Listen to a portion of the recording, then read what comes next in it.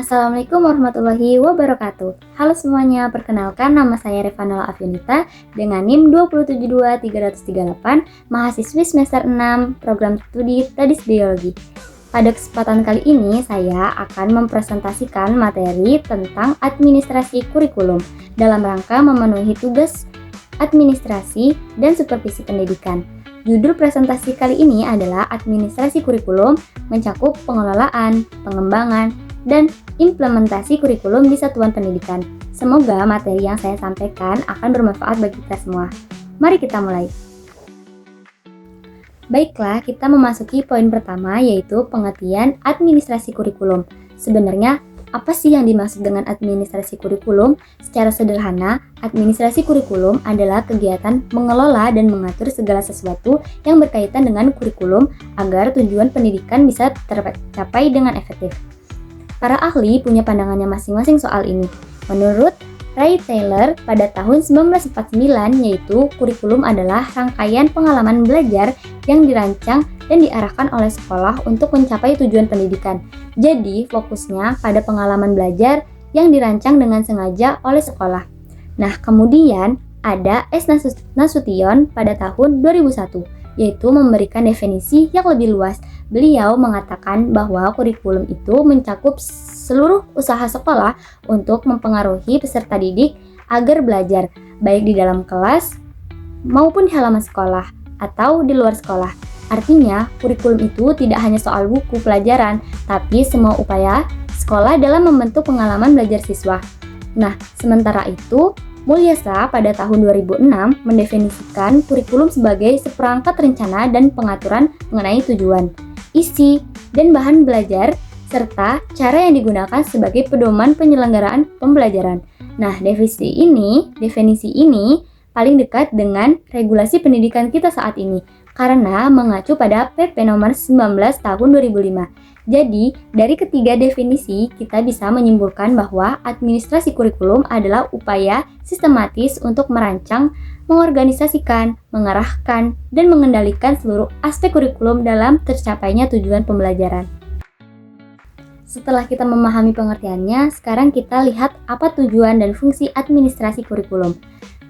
Dari sisi tujuan, administrasi kurikulum memiliki 4 tujuan utama. Yang pertama itu merancang program pembelajaran yang terarah, agar setiap kegiatan belajar punya arah yang jelas dan terstruktur. Nah, yang kedua itu ada menjamin kualitas dan relevansi pendidikan, sehingga apa yang dikerjakan di sekolah sesuai dengan kebutuhan zaman. Dan yang ketiga yaitu adalah penyesuaian kurikulum dengan kebutuhan masyarakat, karena kurikulum bukan pedoman statis, harus adaptif. Dan yang keempat adalah mencapai tujuan pendidikan nasional secara efektif. Ini adalah tujuan paling mendasar bagi seluruh kegiatan pendidikan kita. Sekarang dari sisi fungsi, administrasi kurikulum memiliki 4 fungsi utama yang mengikuti prinsip manajemen. Yang pertama itu adalah fungsi perencanaan, yaitu merancang program pembelajaran secara sistematis. Dan yang kedua itu ada pengorganisasian, untuk mengatur semua komponen kurikulum agar berjalan terpadu. Dan yang ketiga yaitu adalah pengarahan, yang memandu agar pelaksanaan pembelajaran sesuai rencana. Dan yang keempat adalah pengawasan dan memonitor untuk mengevaluasi implementasi di lapangan. Kita lanjut ke poin ketiga yaitu komponen kurikulum. Pertanyaannya, kurikulum itu terdiri dari apa saja? Nah, secara umum, kurikulum itu memiliki 4 komponen utama yang saling berkaitan satu sama lain. Komponen pertama yaitu adalah tujuan. Ini adalah rumusan kompetensi dan capaian pembelajaran yang ingin dicapai peserta didik. Tujuan menjadi kompas, yaitu arah kemana seluruh proses pembelajaran menuju. Komponen kedua adalah isi atau materi. Ini mencakup bahan ajar, materi, pelajaran, dan konten yang disampaikan kepada peserta didik. Pemilihan isi kurikulum harus relevan dan tujuan yang telah ditetapkan. Komponen ketiga yaitu adalah metode. Ini adalah strategi dan pendekatan pembelajaran yang digunakan guru dalam proses belajar mengajar. Metode yang tepat akan membuat materi lebih mudah dipahami oleh siswa. Dan komponen keempat yaitu adalah evaluasi. Ini adalah penilaian dan pengukuran seberapa jauh tujuan pembelajaran sudah tercapai. Evaluasi itu dilakukan secara berkelanjutan agar proses pembelajaran terus diperbaiki. Nah, setelah tahu komponen-komponennya, sekarang kita bahas bagaimana proses pengembangan kurikulum itu dilakukan. Ada 5 tahap yang harus dilalui. Tahapan pertama adalah analisis kebutuhan. Sebelum menyusun kurikulum, kita harus mengkaji terlebih dahulu apa yang dibutuhkan masyarakat, bagaimana perkembangan ilmu pengetahuan dan teknologi, serta seperti apa kebijakan pemerintah terkini. Tahap kedua yaitu adalah perumusan tujuan. Berdasarkan hasil analisis kebutuhan tadi, kita menetapkan tujuan kurikulum. Nah, tujuan ini harus dilandaskan pada landasan filosofi.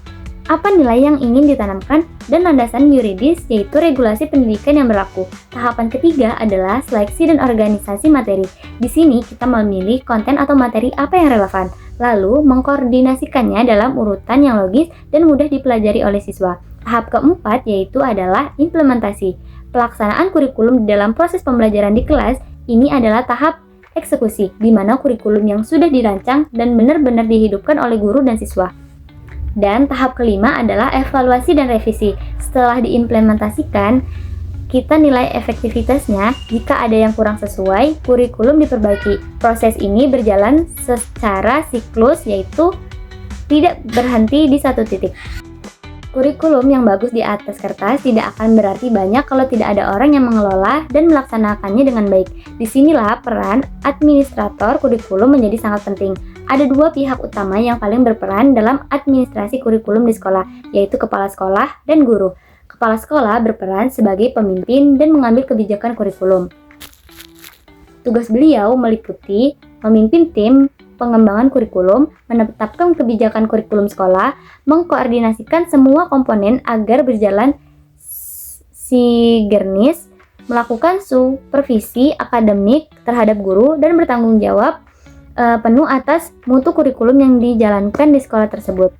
Nah, sementara itu, guru adalah ujung tombak implementasi kurikulum. Peran guru mencakup mengimplementasikan kurikulum secara langsung di kelas, mengembangkan silabus dan RPP, memilih metode dan media pembelajaran yang paling efektif, melakukan penilaian terhadap hasil belajar siswa, dan memberikan umpan balik kepada pemimpin sekolah untuk perbaikan kurikulum ke depan. Poin berikutnya adalah bagaimana kurikulum diimplementasikan dan dievaluasi. Mari kita lihat dari 2 sisi ini secara bersamaan. Dari sisi implementasi, pelaksanaan kurikulum terjadi pada 3 level. Level pertama yaitu level sekolah. Ini mencakup penyusunan KTSP dan kurikulum merdeka, pembuatan jadwal dan program tahunan. Ini adalah implementasi makro yang menjadi acuan seluruh sekolah. Level kedua adalah level kelas. Di sini guru menyusun silabus, RPP, dan mengelola pembelajaran harian. Dan level ketiga adalah level individu, di mana guru melakukan diferensiasi pembelajaran sesuai kebutuhan masing-masing peserta didik, karena setiap siswa memiliki kemampuan dan gaya belajar yang berbeda. Dari sisi evaluasi, ada 3 jenis yang perlu dikenal. Pertama itu evaluasi formatif, yang dilakukan selama proses belajar berlangsung. Tujuannya untuk perbaikan di tengah jalan. Yang kedua itu adalah evaluasi sumatif, yang dilakukan di akhir periode untuk menilai ketercapainya tujuan pembelajaran secara keseluruhan. Dan yang ketiga yaitu adalah evaluasi komprehensif, yaitu evaluasi yang menyeluruh yang mencakup semua komponen kurikulum, bukan hanya hasil belajar siswa, melainkan 3 jenis evaluasi ini bekerja bersama-sama untuk memastikan kurikulum terus berkembang dan meningkat kualitasnya. Tidak ada sistem yang berjalan mulus tanpa hambatan. Administrasi kurikulum pun menghadapi berbagai tantangan nyata di lapangan. Tapi setiap tantangan selalu punya solusinya. Tantangan pertama adalah perubahan kebijakan pendidikan yang terus sering. Kita tahu sendiri kurikulum di Indonesia sudah berganti beberapa kali dari KBK, KTSP, kurikulum 13 hingga kurikulum merdeka. Solusinya adalah sekolah dan guru perlu adaptasi cepat melalui pelatihan dan workshop yang berkelanjutan. Tantangan kedua adalah keterbatasan SDM dan sarana prasarana. Tidak semua sekolah punya fasilitas dan tenaga pendidik yang memadai. Solusinya adalah mengoptimalkan sumber daya yang ada dan menjalani mitra dengan berbagai pihak seperti komite sekolah, pemerintah daerah, atau dunia usaha. Tantangan yang ketiga adalah resistensi atau penolakan dari pendidikan terhadap perubahan. Ini manusiawi, yaitu perubahan memang sering terasa tidak nyaman. Solusinya adalah melalui sosialisasi yang baik, pelatihan intensif, dan pendampingan yang berkelanjutan agar guru merasa didukung dan dalam setiap perubahan. Dan tantangan yang keempat adalah kesenjangan implementasi antara sekolah. Sekolah di kota dan di daerah terpencil seringkali punya kapasitas yang sangat berbeda. Solusinya itu adalah melalui monitoring terpadu dan sistem pendamping yang terstruktur dari kepala sekolah dan pengawas pendidik. Demikian presentasi saya mengenai administrasi kurikulum untuk mata kuliah administrasi dan supervisi pendidikan. Semoga materi yang telah saya sampaikan bisa memberikan pemahaman yang lebih baik tentang bagaimana kurikulum dikelola di satu pendidikan. Dan semoga bermanfaat bagi kita semua dalam membangun pendidikan Indonesia yang lebih berkualitas. Saya Revanala Afianita dengan NIM 272.338. Terima kasih sudah menyaksikan. Wassalamualaikum warahmatullahi wabarakatuh. Saya Revanala Afianita dengan NIM 272.338. Terima kasih telah menyaksikan.